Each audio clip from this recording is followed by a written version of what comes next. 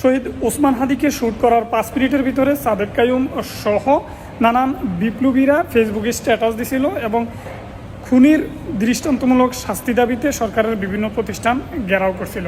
তবে মজার ব্যাপার হয়েছে, আজকে ভারতে শহীদ ওসমান হাদির 2 খুনি গ্রেপ্তার হয়েছে, কিন্তু এখনও পর্যন্ত তাদের পেজ ঘুরে আমি তেমন কোনো উল্লেখযোগ্য প্রতিবাদ কিংবা বিজয়ের কোনো কিছু পাইলাম না এবং নতুন করে কোনো দাবি দাওয়া উত্থাপনের কোনো বিষয়টা উঠে আসে নাই।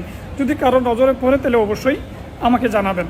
তবে যারা খুনিদের শাস্তি দাবি করার জন্য যেমন আমরা আন্দোলন করতে পারি, যখন গ্রেপ্তার হওয়ার পর তাদেরকে কিভাবে দেশে ফিরিয়ে আনা যায় এবং দেশে এনে কিভাবে দৃষ্টান্তমূলক শাস্তি নিশ্চিত করা যায় সেই ব্যাপারেও সবার জোরালো পদক্ষেপ প্রয়োজন।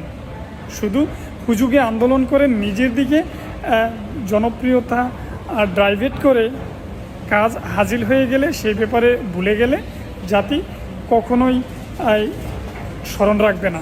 সুতরাং যারা তখনও আন্দোলন করছেন, এখনও প্রত্যেকের আন্দোলন করা জরুরি, যেন খুনির দৃষ্টান্তমূলক শাস্তি নিশ্চিত হয়। এখানে বাজে মন্তব্য করবেন না, কেবল আমার জানার জন্য আমি এই ভিডিওটা করলাম, যেন আমি কোথাও খুঁজে পাইতেছি না আসলে সাদেক কাইয়ুমরা বা ইনকলাব মঞ্চ থেকে এখন তাদের প্রতিক্রিয়াটা কি। সেই প্রতিক্রিয়াটা যদি কারোর কাছে থাকে অবশ্যই আমার কমেন্টসে জানাবেন। তবে গালিগালাজ করেন না, কারণ রোজার মাঝে এগুলো ঠিক না।